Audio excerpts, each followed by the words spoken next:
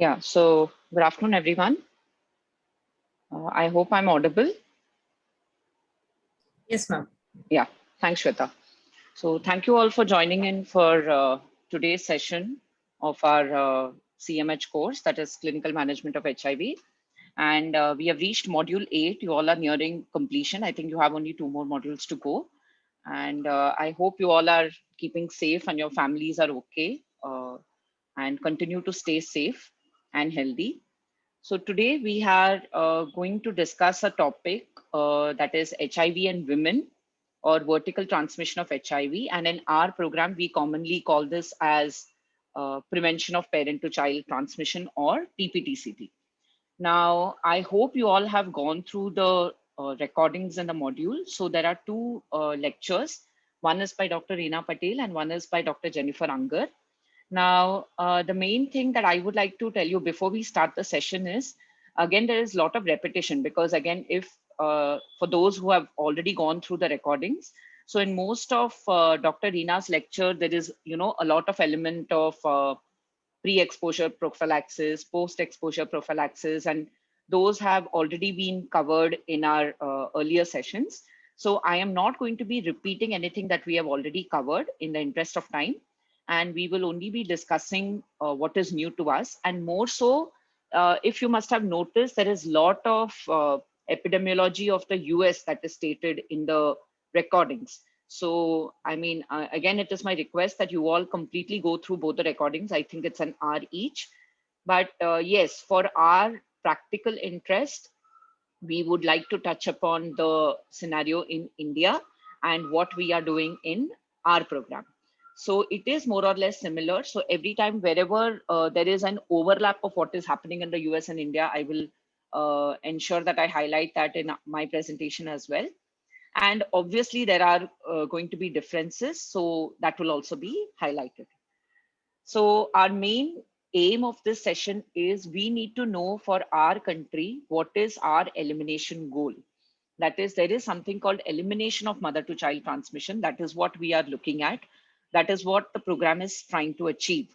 So we need to know what are our indicators, what is going to be our process indicator for that, and what are the goals. Then we are going to be discussing about our 4-pronged strategy for how we are going to prevent parent to child transmission.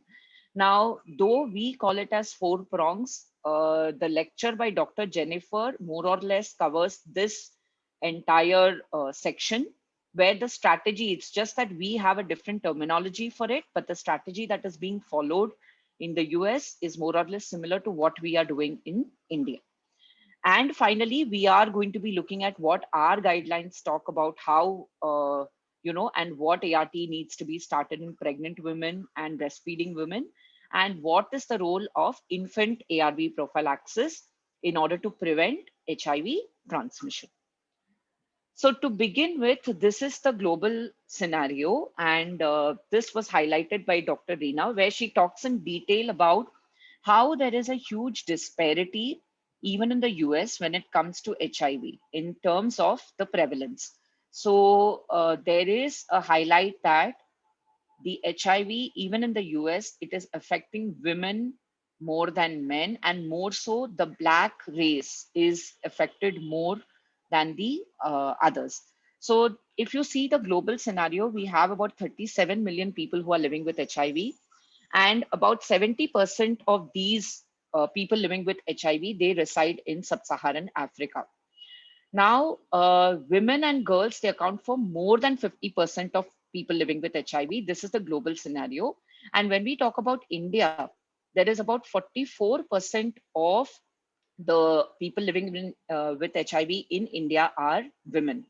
So this is a huge chunk, and obviously we need to know what is their specific need. What is the need of women specifically in terms of treatment and other comprehensive care and management.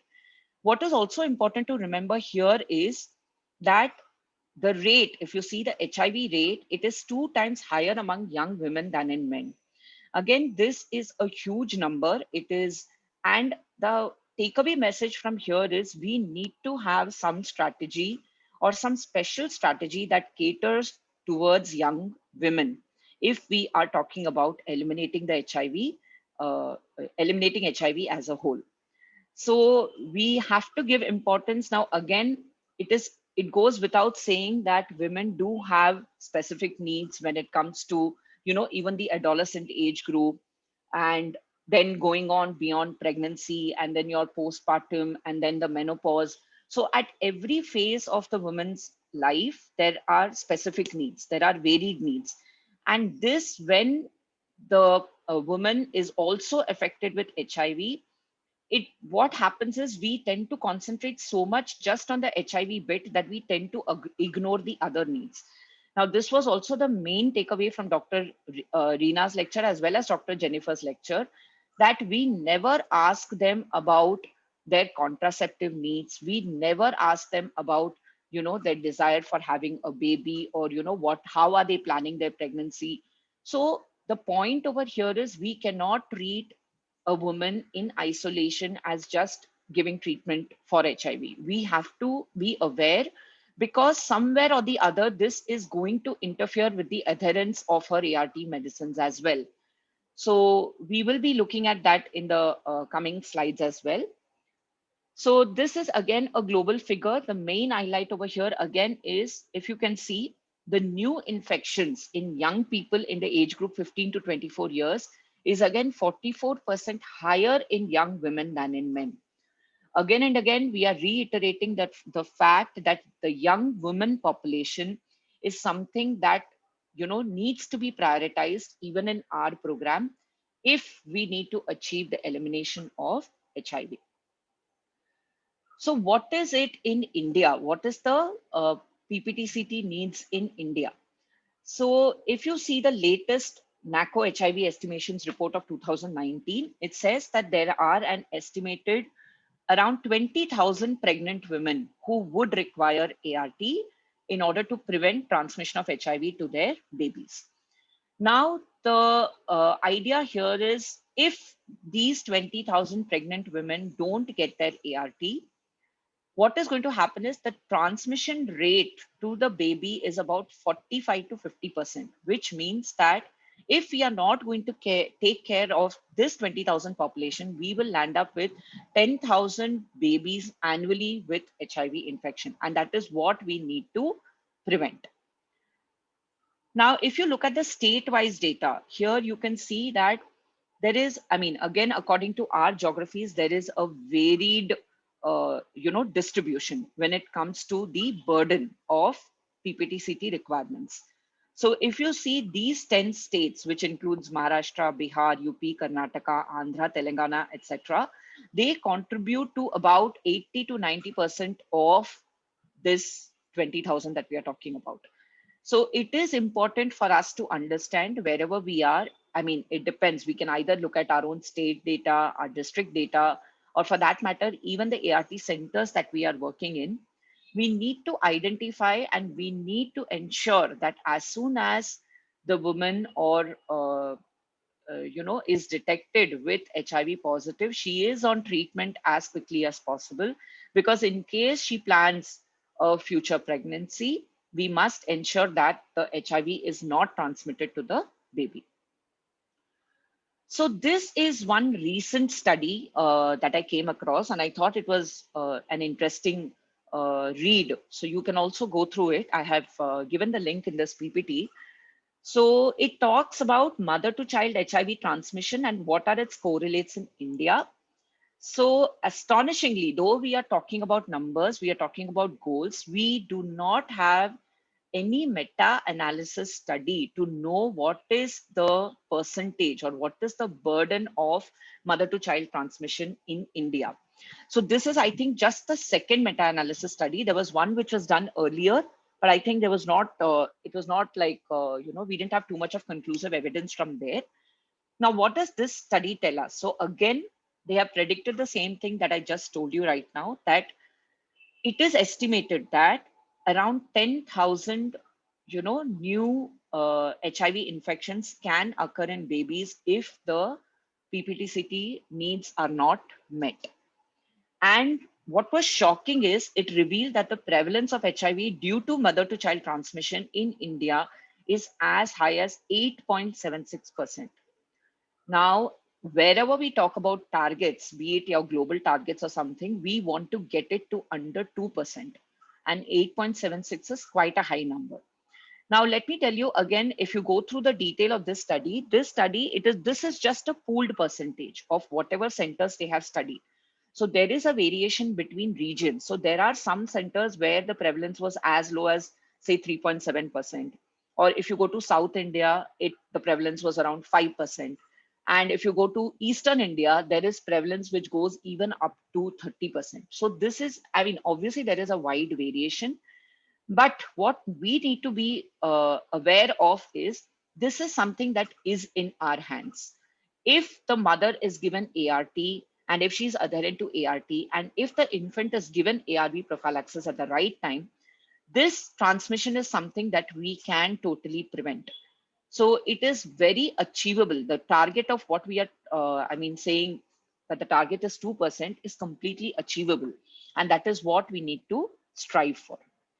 And another major lesson from this meta-analysis is wherever we saw that the HIV has been transmitted to the baby, the major reasons was obvious. The reasons were obvious, like there was absence of any intervention to the mother. That means the mother was not on ART, the infant was not given ART prophylaxis, and there was no institutional deliveries happening, which means there was absence of any medical facility during childbirth. So again, like I said, it just emphasizes the fact that these are interventions that can be done very easily. And if done, there is a major degree to which we can achieve success. So this was one of, I think this study was only published last year in 2020. So for anybody who's interested, I have given the details below and you can go through it. So it goes without saying that looking at India's number, obviously we also fall into one of the priority countries for the UNAIDS PMTCT program. Again, I mean, out of the 190 odd countries that we have in the world, it is these 22 countries which are contributing to 90% of all HIV positive pregnant women. So again, our aim or the reason we are in this program is to get India out of this list and, to see that we walk towards elimination of HIV. So what do we mean by elimination? When we keep talking about elimination in public health, so generally you define elimination as reduction to zero of the incidence of any disease or infection in a defined geographical area, which means, so it goes without saying, when I'm saying that elimination, it means I do not have any more of that disease or any more cases of that infection happening in that area. Now, both HIV and syphilis, so they continue to remain public health issues.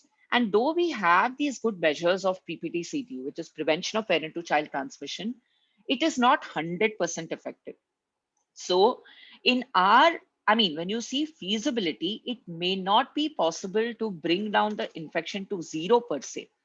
But what we are looking at, then what motivates us to do better in this program? The idea is we at least bring down the percentage or bring down the transmission rate so low that it stops being a public health problem anymore. So our idea is now that HIV and syphilis is a major public health issue, we bring down the rates to that level where it is no longer a public health problem. And that is our aim. So what is the aim? When you see the WHO guidance document, there is a document for elimination of mother to child transmission of both HIV and syphilis. Now, again, we are not looking at HIV in isolation. Why? Because more or less the interventions that we are going to give is similar for HIV and syphilis. In terms of, testing, it is the same ANC female that we are going to test for HIV, we are going to test for syphilis. It is the same female where if she is detected positive, we are going to treat her accordingly. And in terms of treatment or in terms of prevention, in terms of prophylaxis, both HIV and syphilis, it is very doable. And hence it is good to have targets set for us. So there are something called impact indicators, which is mentioned in the WHO document, and this is what it is. So what it says is the country should have achieved two criteria for at least 1 year. Now, what are these two criteria? The new pediatric HIV infections that we are talking about due to maternal to child transmission should be less than 50 per 1 lakh live births. And the second criteria is this rate of mother to child transmission should be less than 5% in breastfeeding and less than 2% in non-breastfeeding population. So this is what I was saying. So even when we are talking about this 2 to 5, now we in India, at least according to the latest data that we have, we are way over this percentage. And so it is all the more important for us to act quickly so that we can get into the elimination mode. So like we talked about impact indicators, what we just talked about, there is an impact indicator for syphilis as well, which again is similar to HIV. So again, it talks about a case rate of congenital syphilis, which is equal to or less than 50 per 1 lakh live births. Now, in order to achieve this impact, now this impact is, it is a little, it's a long-term indicator. Before that, it is good to have some milestones so that it tells you that whether we are getting into the elimination mode or not. So what are these process indicators, which is similar again for HIV and syphilis? Our aim is there has to be an ANC coverage of at least 95%, which means the pregnant woman has at least one ANC visit. Secondly, the HIV testing in pregnant women should again be at least 95%. And if the pregnant woman is HIV positive, the treatment or she should be on ART, and that rate is at least 95% of the HIV positive pregnant women should be on ART.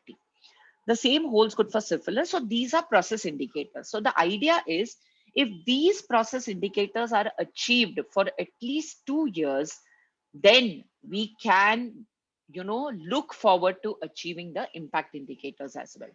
So this is one takeaway. Like we say, small drops of water make an ocean. So if we are talking about maybe, see, all of you maybe in different ART centers in India, if you take out, we may have very limited number of HIV positive pregnant women. It may range from just maybe 1 or 2 in a center to maybe 10 or 15. But if we lose them in between, or if we cannot achieve viral suppression in them, it is then that we are going to contribute towards transmission to the child. So we have to look at the vicinity or the area where we are working in and take, you know, uh, take home these messages that we are getting from these various guidance documents so that we can implement it wherever we are. The idea of talking about guidelines, the idea of talking about big long-term elimination plans, it is not, it's not theoretical. It is not something that has to be just in the books. The idea is we learn or we have that ability to look forward to achieving those targets. And in order to achieve those targets, what is it that we can do today in our center? So that is what we need to take away from all these guidance documents. So coming to women, why do we think that, or why is it seen that women are vulnerable? Like you see, the global data shows that more than 60% of people living with HIV are women. Again, in our own country, I said it is about 44%, which is a huge chunk. So is there any reason, we may not be very sure, but some, data or some discussion that is already going on about this is there are many factors. Yes, women are more vulnerable. First thing that we are going to talk about is the biological factors. So obviously there is discussion going on, and there are studies to say that, there is because of the greater mucosal surface, uh, I'm sorry, yeah. And there is something called cervical ectopy and STIs. So these are things that make women more vulnerable to HIV. Now, what is cervical ectopy, just to mention? So in the cervix, there is something called the ectocervix, which is outside, and the endocervix, which is inside. So they are lined by different kind of cells. So if you see the ectocervix, it is lined by something called the squamous epithelium, and the endocervix is lined by the columnar epithelium.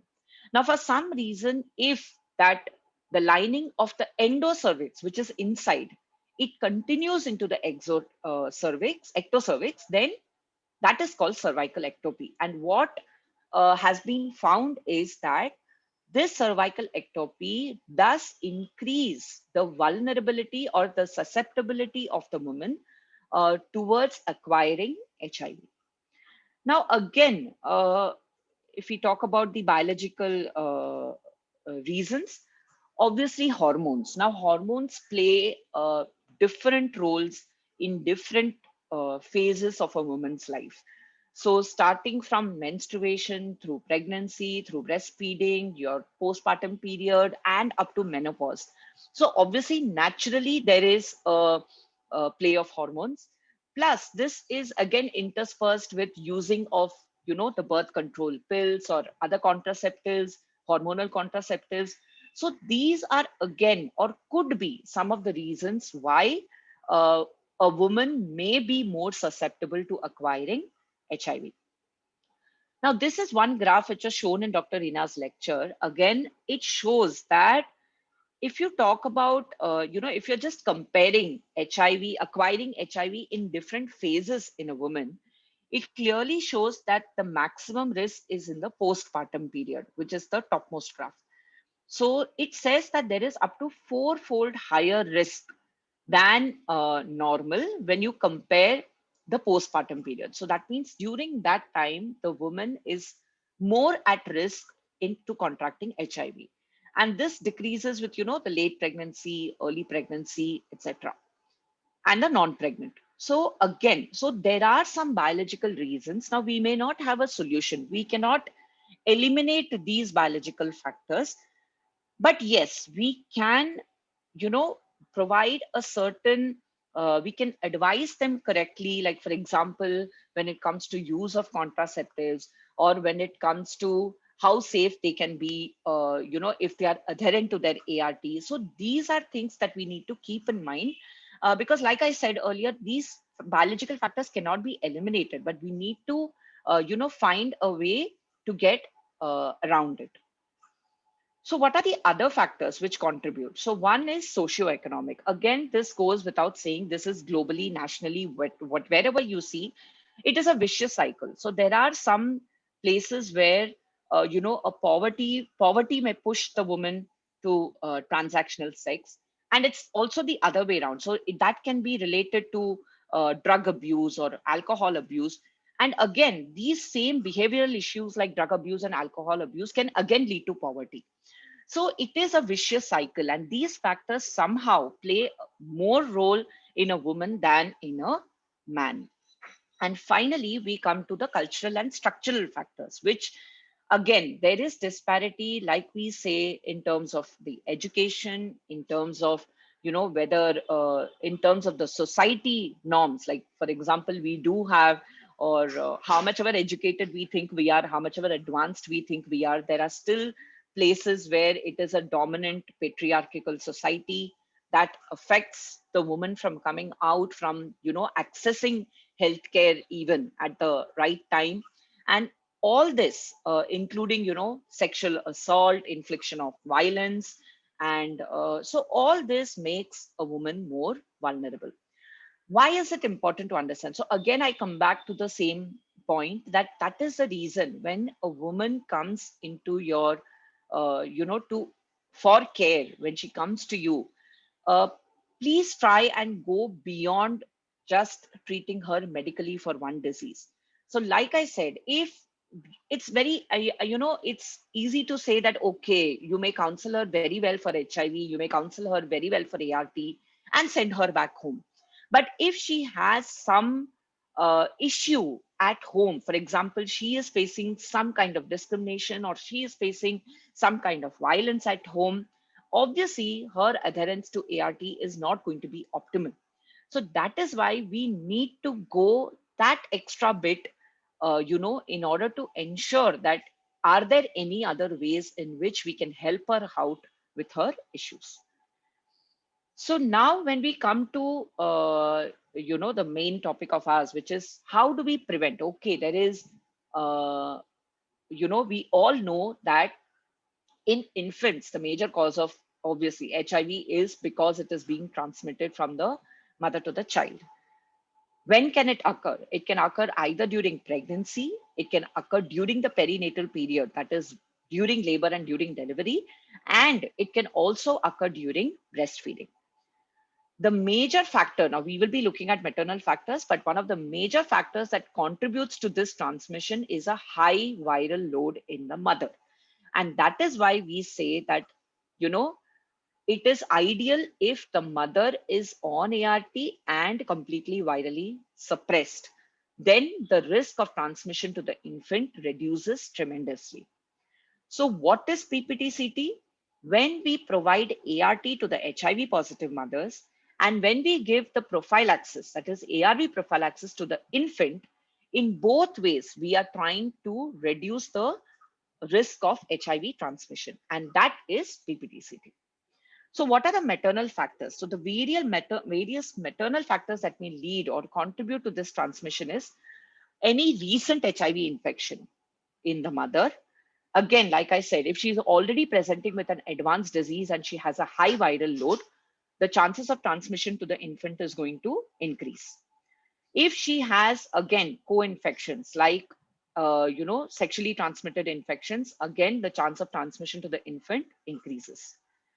If we are going to use any invasive obstetric procedure, or like your forceps delivery, or the labor is prolonged, again this contributes to a higher transmission rate. And finally, maternal malnutrition and any condition of the breast, like for example she has a sore nipple or a breast abscess, it contributes because during breastfeeding there may be a larger chance of the infant getting HIV. What are the infant factors? The infant factors are basically, if you see, it is your preterm babies because they have a very low birth weight. Again, any oral ulcer in the baby or any thrush in the baby makes it more susceptible to getting HIV when it is breastfeeding. And mixed feeding. Again, that is why we always advise that mixed feeding should be avoided.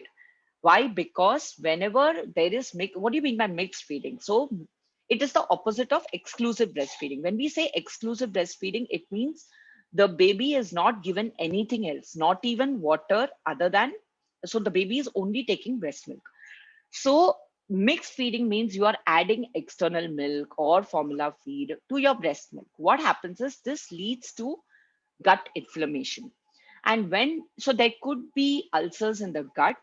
And again, when the baby is going to breastfeed, whatever, little bit of transmission that can occur through the breast milk, because the infant's gut is inflamed and exposed, we are increasing the chances of the infant getting HIV.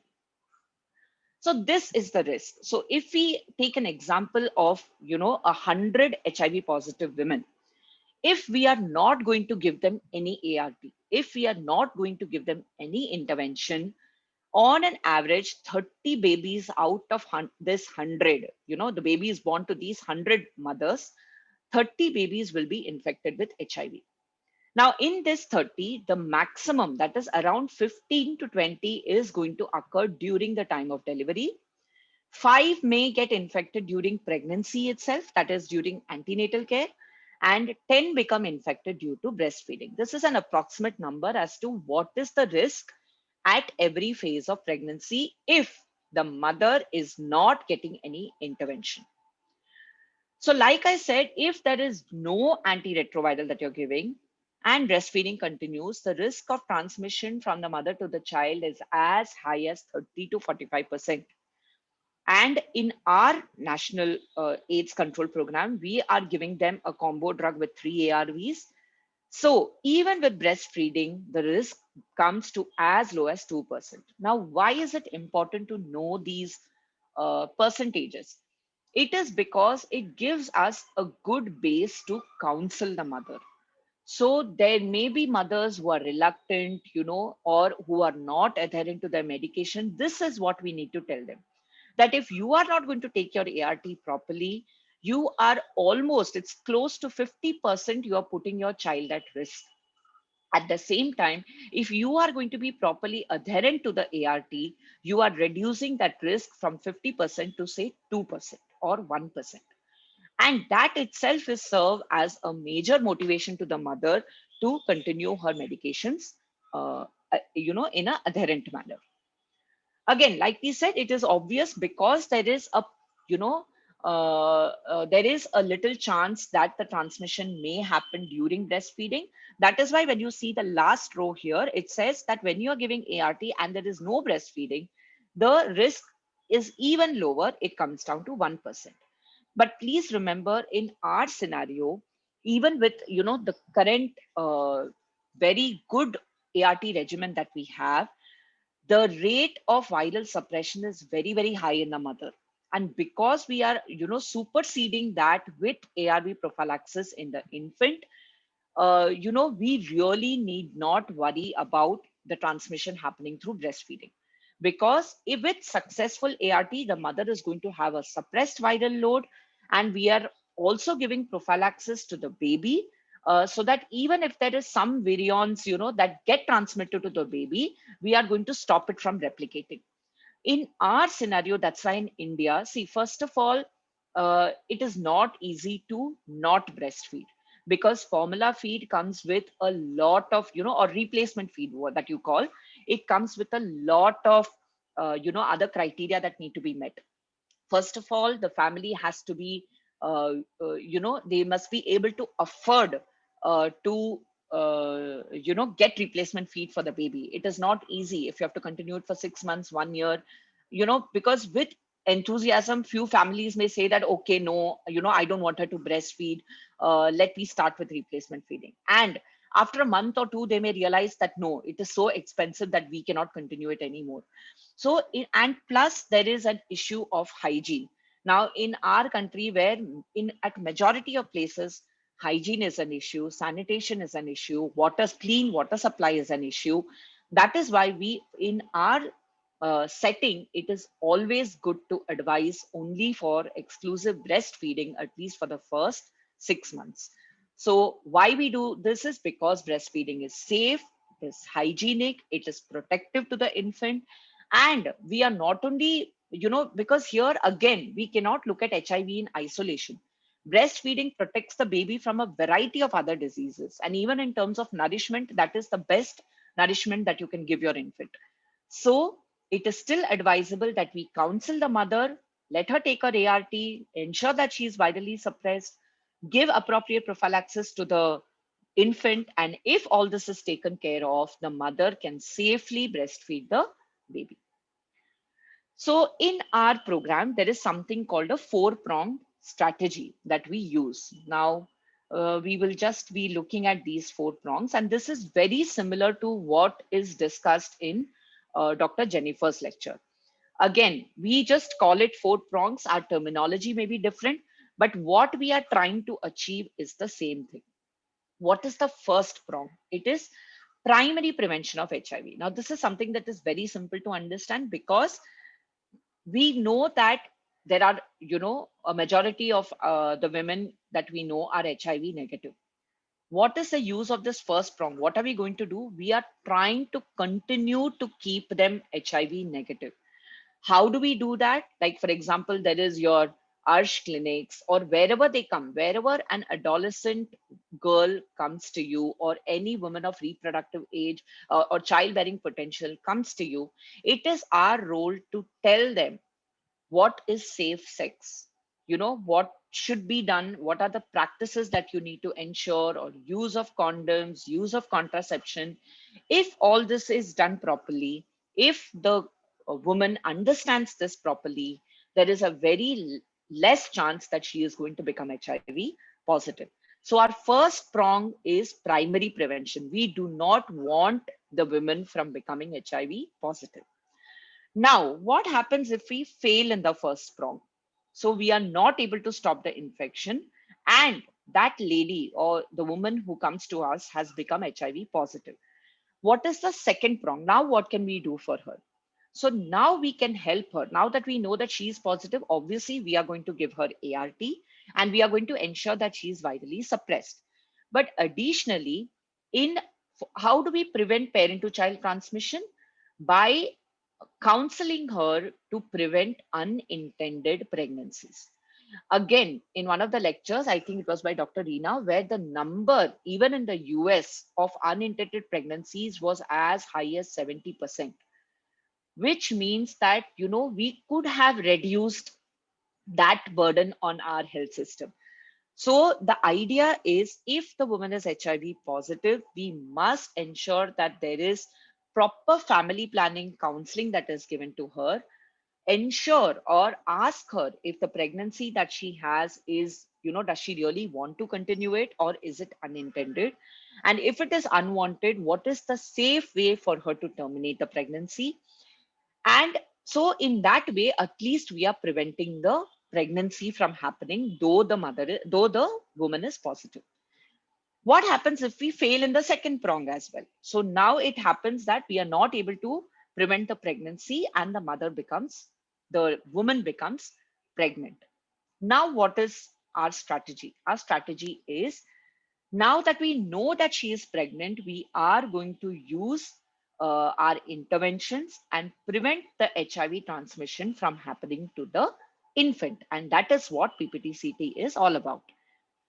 And finally, if we are not even able to stop that for whatever reason, either, the mother was not adherent to ART, or the prophylaxis to the infant was not given properly, or for whatever reason, if the transmission has happened, then comes the final prong where we give adequate care, support, and treatment to both the HIV infected mother and the HIV infected child, which includes, the completing the cycle of early infant diagnosis. I'm sure you have gone through that in the pediatric HIV module. So, ensuring that we are doing appropriate diagnosis, and if the baby turns out to be positive, we start treating the child. So these are the 4 prongs. Now, the major thrust of Dr. Rina's lecture again was in the second prong. That is, how do you prevent unintended pregnancy, which again equals to how are you going to counsel for contraception. Now, again, in Dr. Rina's lecture, she had mentioned, again, there was various studies. So that is why I'm not getting into all that, because again, they are US centric studies. And the idea, the final takeaway message is that there is no contraindication to any method of contraception in any HIV positive female. So that is what we need to ensure, because again, like you see, many people, they may be skeptical about using IUDs or using implants or whatever. But if you take the studies, and especially with our new regimen of dolutegravir coming in, because like was mentioned in the lecture, there was seen that efavirenz actually has tremendous drug-drug interactions with your hormonal contraceptive, like for example, your hormonal implants.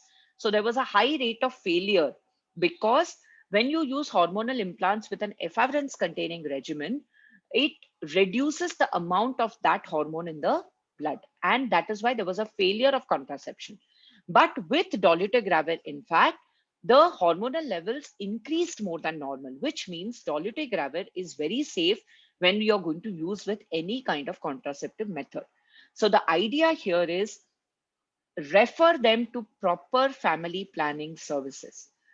It works both ways. So whenever a pregnant female comes to you, like obviously early in pregnancy, when an HIV positive female comes to you with pregnancy, there can be 2 things. One is, she really doesn't want the pregnancy. Again, until and unless you ask, you will not know. And secondly, it could also be that they have been trying for a child for so long and they want to continue with the pregnancy, because like we see everywhere, the desire to have a child in an HIV positive female is as strong and as much as the desire to have a child in an HIV negative female. So we cannot curb that desire. Our idea as clinicians or as healthcare professional is to support them. So even if they want to continue with the pregnancy, our role will be to make it safe for them, to give them that confidence that if these measures are followed, then we can prevent the infection in your child. And that is how we need to look at a comprehensive care and management for the HIV positive female. So this is similar, like this was shown in Dr. Jennifer's lecture, and it is the same continuum that we just talked about. So first we talk about preconception, that is, even before conceiving, what do you do? How are you going to give them care and support? Then after she becomes pregnant, what are we going to do?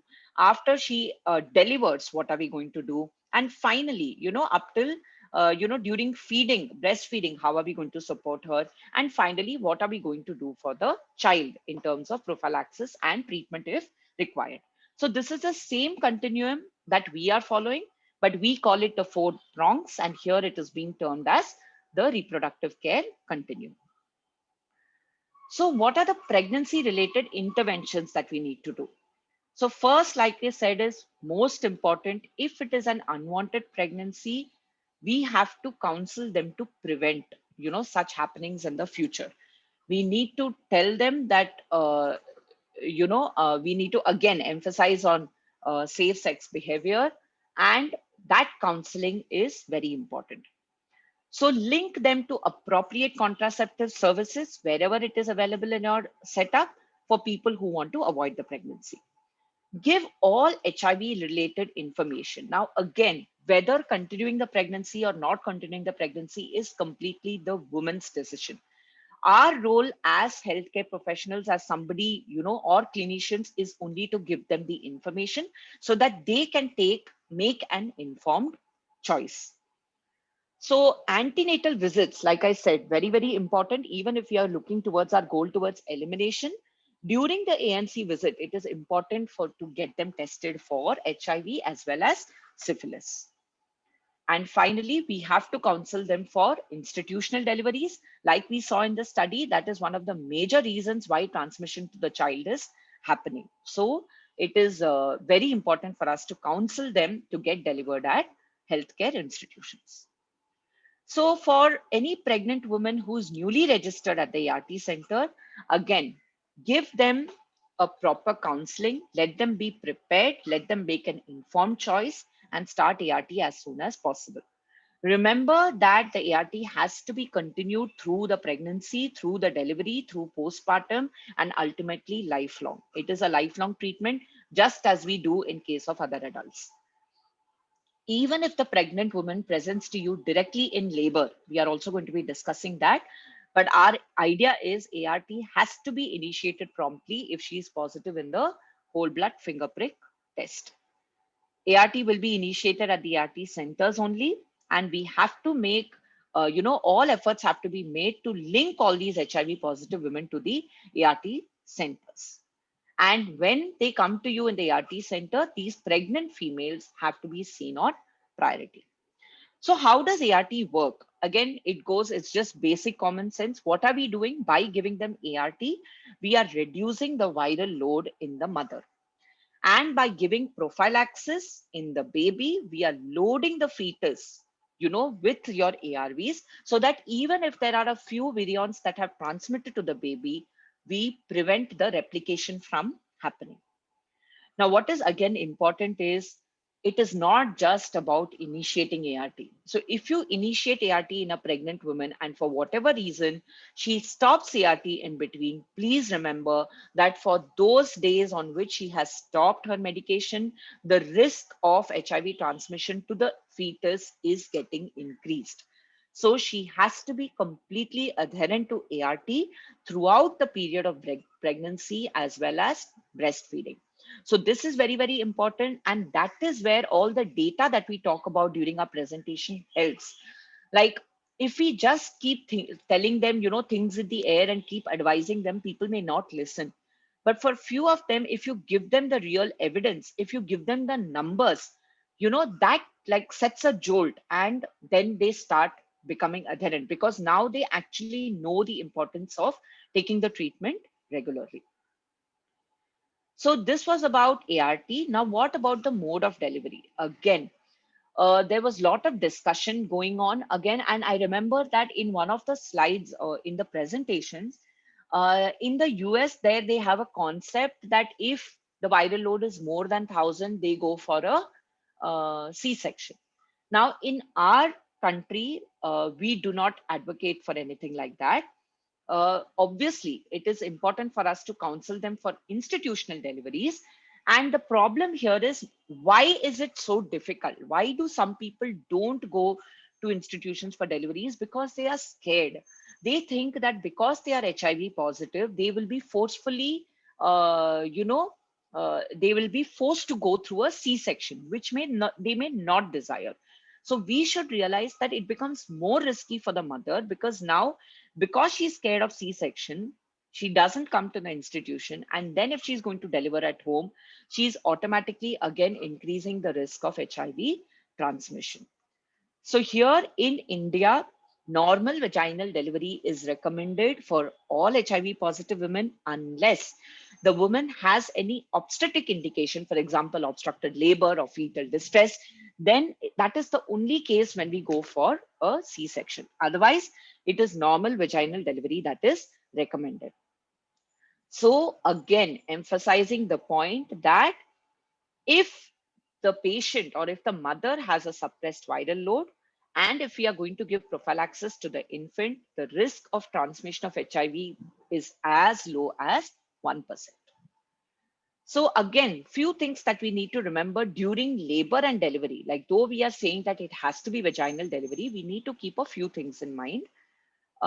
Minimize the vaginal examination. So the idea of all these interventions is, we are not doing anything that will increase the risk of the HIV transmission. So we are going to minimize any invasive procedure. So we are going to try and avoid prolonged labor, avoid artificial rupture of membranes, try to use non-invasive fetal monitoring technique always. Again, avoiding any kind of invasive procedure, minimize any use of forceps or the vacuum extractor. Again, very, very important, universal precautions. It is not only when you know that the mother is HIV positive. Universal work precautions, especially now in the times of COVID, is very important. It has to be in place for all deliveries. And for all infants, again, important that as soon as you deliver the head of the infant, wipe the infant's face with a gauze or a cloth. And after the baby is completely delivered, you have to wipe dry with a towel and transfer to the mother. Now, these are basic things, but yeah, the overall idea is, do not, if really not recommended, do not use any invasive procedure. So now let's come to the guidelines for the ART initiation. Now we all know, you all have already gone through it, so I am not going to dwell on too much of details. I think in ART initiation, a lot has been spoken on dolutegravir, and so the new regimen that we are going to give is tenofovir, lamivudine, and dolutegravir.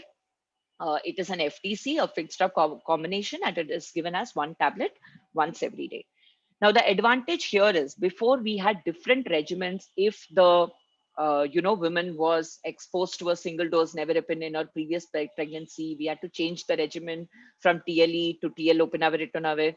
So this makes it easy when you're giving TLD, even for women who have had a single dose exposure to nevirapine in the past pregnancy, you can still give TLD now. Again, irrespective of whether she's HIV 1 or HIV 2, we will still give her TLD. Again, I'll dwell a little, I'm sure you've covered this, but I'll just dwell a little bit on this dolutegravir in the reproductive age group. So for females who opt out, now we are going to be talking a little about how we need to counsel the females for TLD, especially those in the reproductive age group. But in spite of our counseling, if they want to opt out of TLD, we will continue with the previous regimen that we were using, that is TLE. And if efavirenz is contraindicated, for example, in cases like, when they have an HIV-2 infection, or they already have a prior NNRTI exposure, then we are going to give them tenofovir, lamivudine, lopinavir, ritonavir. So I don't know how much of the study was talked about in your ART initiation module, but I just wanted to highlight that this was a study of dolutegravir, which was conducted in Botswana, and they studied dolutegravir in the pregnancy and newborn. It is called the SEPAMO study. So they did this study in 8 of the largest maternity wards in Botswana, and the earliest analysis, which came out in 2018, showed that there was a 0.9% chance of the babies having neural tube defects if the women are going to take DTG at the time of conception. So, which means, suppose I'm already taking DTG, I'm already on TLD, and now I conceive, I become pregnant. So they say that out of those women, so here the number was, there was 4 neural tube defect out of 426 women who were taking DTG. Now, as they prolonged the time of the study, in 2019, they came up with a new data, and now the numerator was 5, denominator was 1683, which means that the rate of neural tube defect, which was 0.9% in 2018, came down to 0.3% in 2019. If you compare this with any other ARV, that is a non-DTG ARV, that had a neural tube risk of 0.12%. So that is a reason that, there was some confusion going on, because when DTG came out, it was a magical drug. It is a drug that had maximum potency with minimum barrier to resistance. So it is still the drug one of a kind in our entire ARV, the spectrum of ARVs that we have. So when you looked, so that it was fast acting, it had a higher load of higher viral suppression. It was very, very potent, very less resistance, barrier to resistance. So this was actually a magic drug. But because of this issue of neural tube defect, again, there was a back and forth on whether this can be given in pregnant women and whether this can be given in female of reproductive age group. But now we come with a message saying, and even WHO has issued guidelines, that if you weigh the benefit over the risk, the benefits are way more of DTG than the risk involved. And now, for added benefit, now we also have the newest data, which came out last year. So, like I said, we had the 2018 data, we had the 2019 data, and the 2020 data was presented in the IAS conference last year in July. And the good or the very good news that we got here was, like we said, in 2018, the rate of neural tube defect was zero 0.9. That came down to 0.3 in 2019, and it came down further to 0.19 in 2020, which again, it just takes away the doubt from our mind. And we now know that DTG is really safe, and we need to convince the women of reproductive age group, we need to convince the pregnant women that the benefits of DTG are way more than the risk. And we need to ensure that they can be put, or they are put on TLD. So the good news here is, in 2018, the rate of neural tube defect was 1 per 100 births, and now it is 2 per 1,000 births. So it is way down.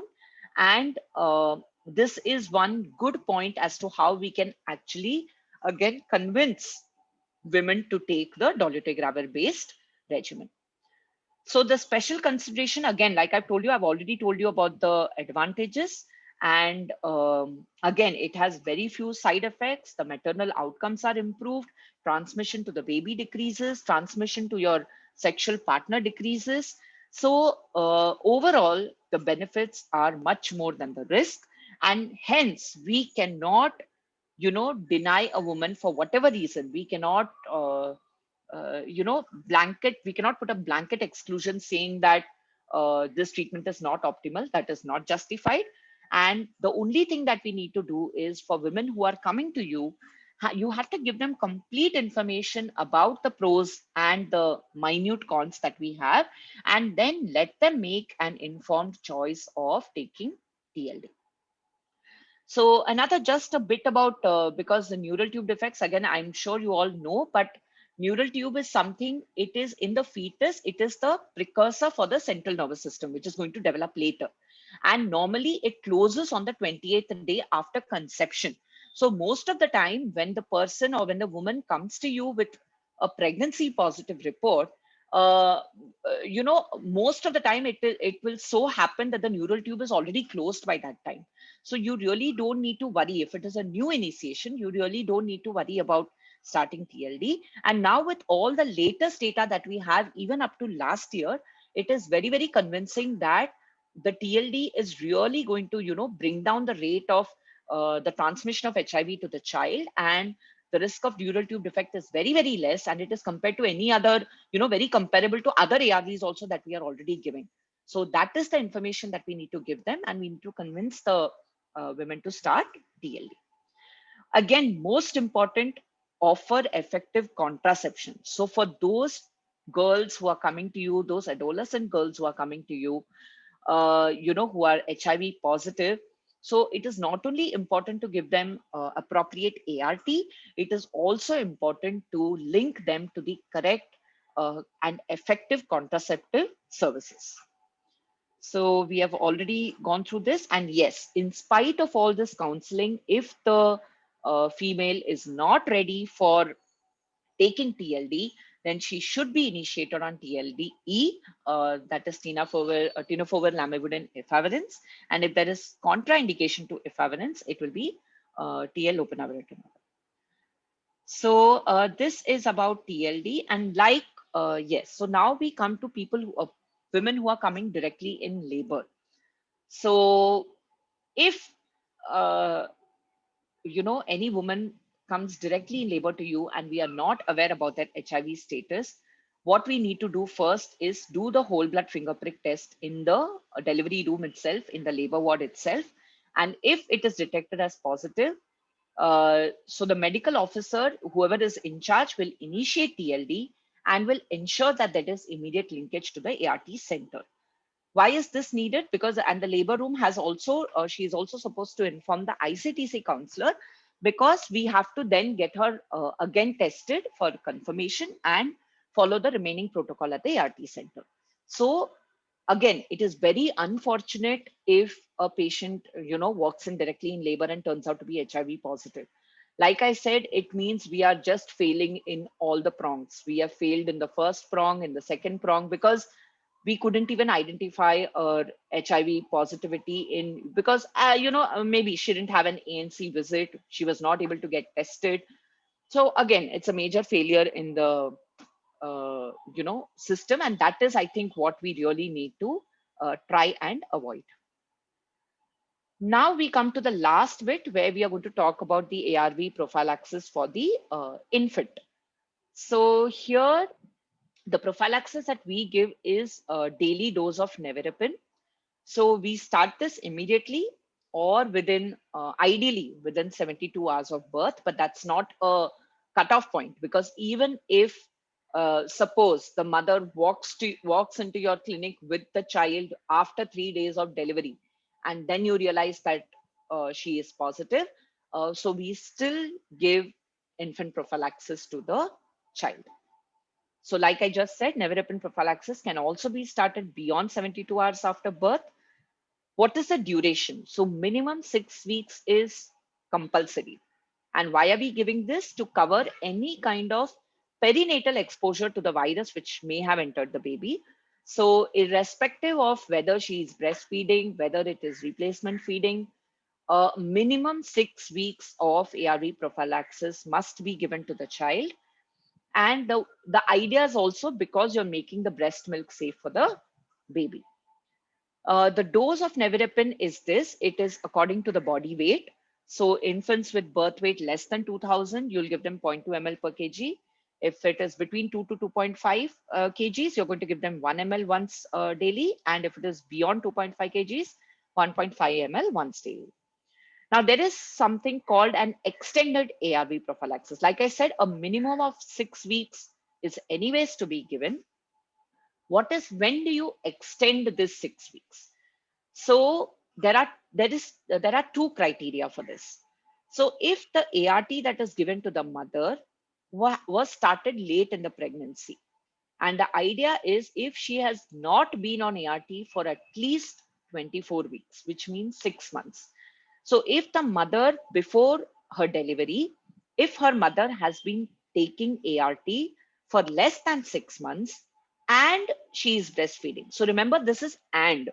Both the criteria have to be met if we have to increase the ARV prophylaxis in the infant from 6 weeks to 12 weeks. So it means that the idea why we are doing this is If the mother has been taking ART for less than 24 weeks, we assume that she may not be adequately protecting the infant from the transmission. And secondly, she's also breastfeeding. So again, there is a chance that the baby could be infected through the breast milk. So that is why instead of 6 weeks, we extend the ARV prophylaxis to 12 weeks. Again, to reiterate, the recommendation of this extended prophylaxis applies only to breastfeeding infants and not to those on exclusive replacement feeding. Now, in our scenario, it is very rare that we would get anybody, with the exclusive replacement feeding, criteria. But yes, if exclusive replacement feeding is there, then this extended prophylaxis does not apply. So when can we not give nevirapine prophylaxis? We just spoke about nevirapine prophylaxis. When can we not give it? So there are three criteria. One is if the infant is born to the mother infected with HIV-2. Now, please remember, in the mother, though she is HIV-2, you will still give TLD as the regimen. That doesn't change. But for the infant prophylaxis, if the mother is infected with HIV-2, then the infant receives zidovudin instead of nevirapine.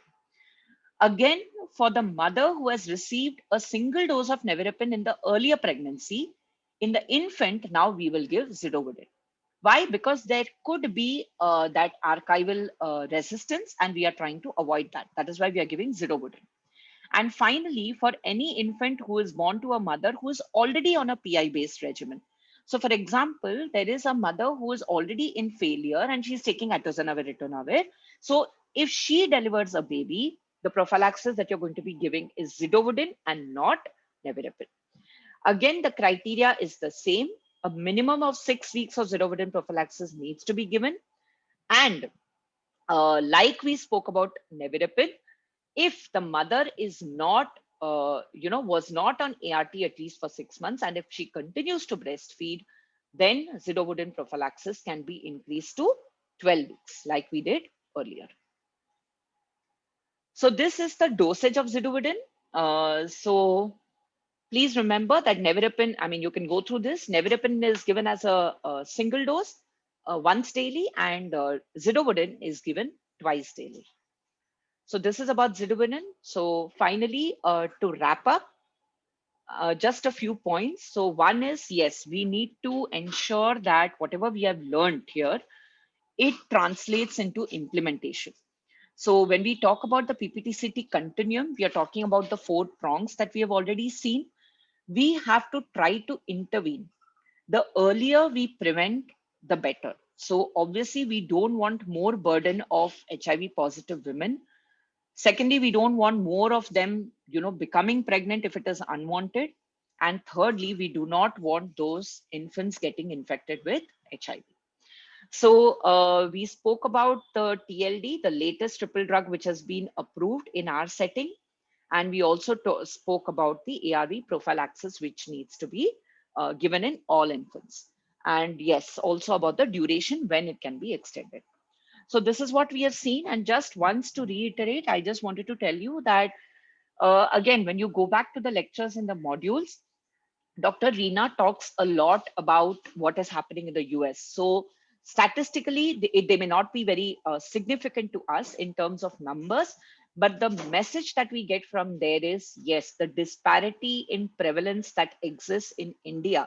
Like here we talk about key population.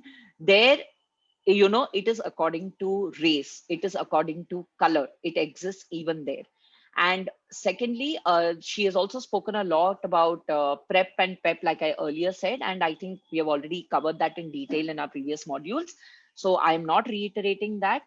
So this was like pretty much a quick session, and I mean, that is all that I have from my end. So if there are any questions, you can share it on the chat box right now. Yeah, thank you, ma'am, for the session. Participants can now unmute themselves.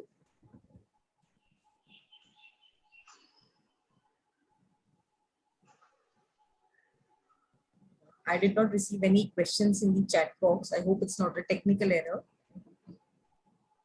Yeah. Oh, okay. Any questions?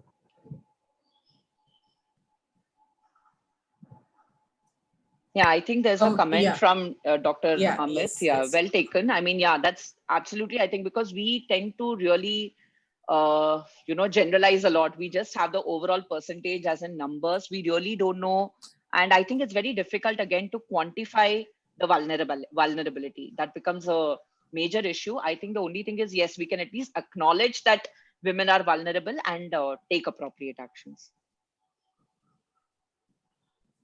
So I think, yeah, thank you all. No questions, ma'am. Thank you, ma'am. Just an announcement. We are nearing the end of the course. In the next fortnight, we'll be ending the course. Please complete your assignments and the extra credit. We'll be able to complete them by 20th of June. So 14th June, we'll be having the course ends on 14th June. And after that, for a week's time, the assignments will remain open.